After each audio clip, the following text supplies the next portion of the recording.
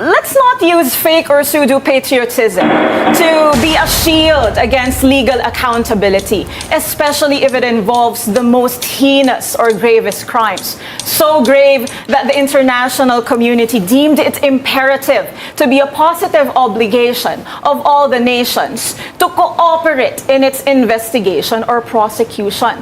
Kumpara natin sa sole legal basis ng isang pugante na Article 3, Section 2 of the Constitution na mali namang interpretasyon, ikumpara natin ito sa Constitution na nagsasabi under Article 2, Section 2 that we adopt the generally accepted principles of international law. I-compare natin ito sa sarili nating batas, Republic Act 9851, na nag-o-authorize sa Executive Department na isuko ang isang akusado when he or she is involved in crimes against humanity.